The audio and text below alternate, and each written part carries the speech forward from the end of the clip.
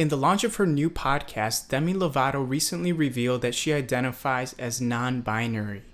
Unfortunately, what was lost in a lot of the commentary to her announcement were her reasons for identifying as non-binary. One of the things that Demi Lovato talks about quite a bit in her podcast is what she calls her truth. She describes discovering her truth after meeting her friend Alok, who's an author and performer who also identifies as non-binary. There was a visceral reaction in me that was screaming, "This resonates with you."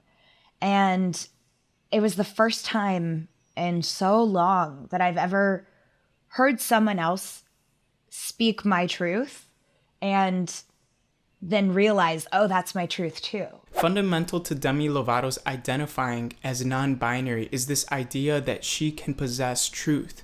That truth is not something that's forced upon us by reality, but it's something that we can create with our minds, totally independent of what reality actually is. Jon Foreman, who's someone who's influenced me quite a bit, wrote this really profound article 10 years ago. And there's this line in the article that has stuck with me over the years that says, maybe truth is not something that I can possess. Maybe truth is something which possesses me. The number one question that I would start off asking Demi Lovato is truth something that you can possess, or is truth something that possesses you? If truth is something that we can possess, that means we can do with it as we please, just like with any other possession that we might own. Think of it kind of like a set of Legos that we own. We can shape them, we can form them, we can tear things down. We can do with this set of Legos as we please. The truth that we would possess wouldn't have to correspond to reality because it's not owned by reality. It's owned by us. But that's a dangerous way to live. If what we believe to be true doesn't match what's actually true, then we end up living in just our mere imaginations. However, if truth is something that possesses us, that means that it is true regardless of whether or not we believe it to be true, regardless of whether or not we want it to be true. We cannot escape its reality because that truth possesses us. We can't do with it as we please because it's not our possession. For example, the statement 2 apples plus 2 apples equals 4 apples. That's a true statement. Now, if someone comes up to me and says, well, my truth is that 2 apples plus 2 apples equals 5 apples, well, it doesn't matter if you think that's your truth. That's not what's actually true.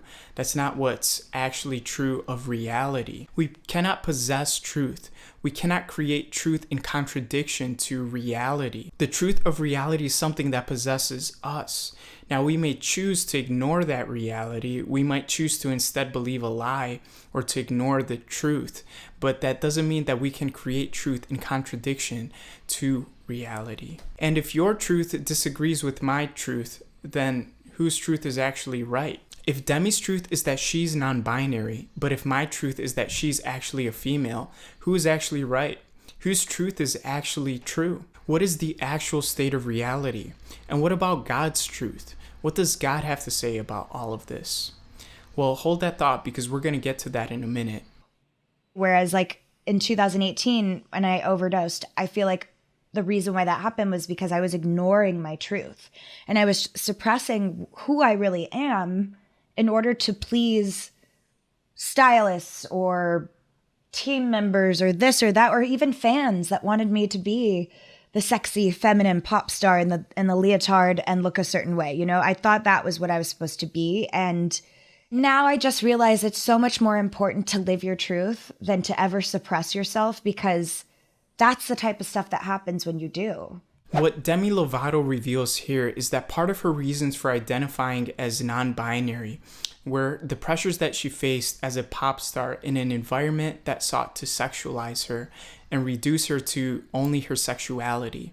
And I don't want to trivialize the pressure that she faced.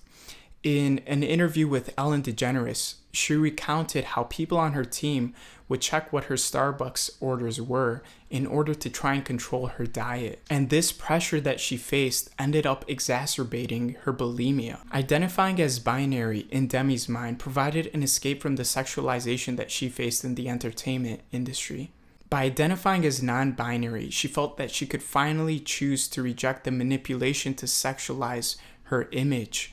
and her reasons would be applauded and celebrated by everyone. I was doing whatever I could to seek joy in other areas of my life, but couldn't ever really feel it until I started being myself.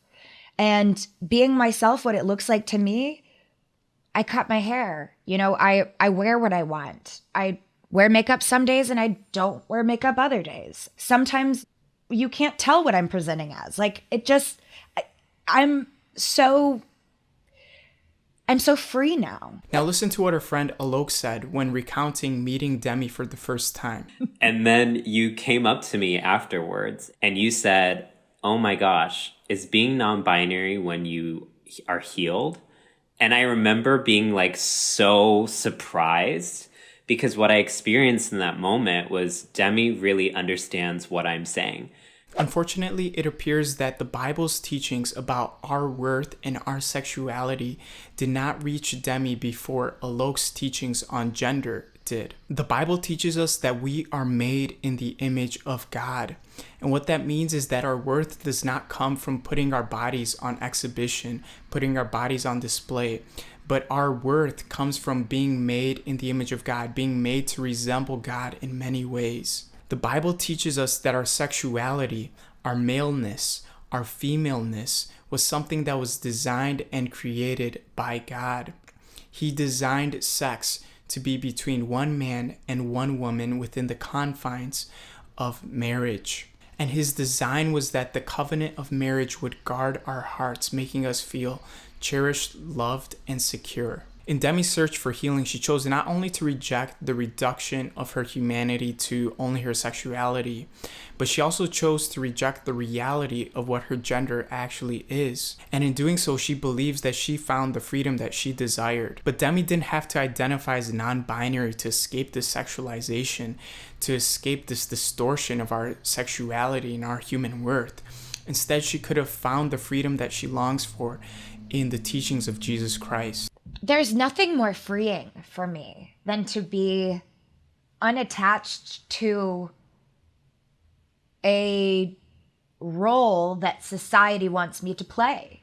Now, there's a type of freedom that's actually really dangerous, and that freedom is freedom from reality. At best, freedom from reality is just escapism, but at its worst, freedom from reality is lunacy. If a man thinks that he is a fire hydrant, sure, he's free from all the societal norms of being a human, but he's also insane. When we declare freedom from the reality of who we actually are, we end up losing our sanity, regardless of who might be applauding our decision. But freedom from reality is not the true freedom that our hearts actually long for. Jesus said in John chapter 8, "If you abide in my word, you are truly my disciples, and you will know the truth, and the truth will set you free." Not my truth, but the truth will set you free. If we truly want to be free, we must know the truth. And in John chapter 14, Jesus reveals that he is the truth. He doesn't merely possess truth, but he is the truth. By him, all of reality is explained, including the reality of who we are. We cannot know who we are until we know who Jesus is. Knowing and submitting to Jesus is what truly sets us free. It frees us from the brokenness that we feel inside caused by sin. It frees us from the hopelessness that exists apart from Christ. And it frees us from the confusion regarding who we are and what our purpose is. God defines our humanity. God defines our sexuality, and God provides us redemption. The world is so much more beautiful if you accept people for who they are rather than punishing them into who you think that they should be. We cannot even know who people are until we know who Jesus is. Jesus not only knows who we are with all of our guilt, with all of our shame, with all of our brokenness, but he also knows who he has called us and designed us to be. He accepts us with arms wide open, but he also loves us enough to change who we are, to deal with that sin and that brokenness and that shame and that guilt that we feel inside. Love that accepts but promotes our sin and our brokenness is no love at all. If we want to be who we were called to be, if we want to be free, if we want to be our truest selves, then we really need Jesus. If you guys liked my video, then check out my video on the #1 question that I would ask a gay person, and also my video on distinguishing between the truth and a lie. And don't forget to like, comment, and subscribe. See you guys next time.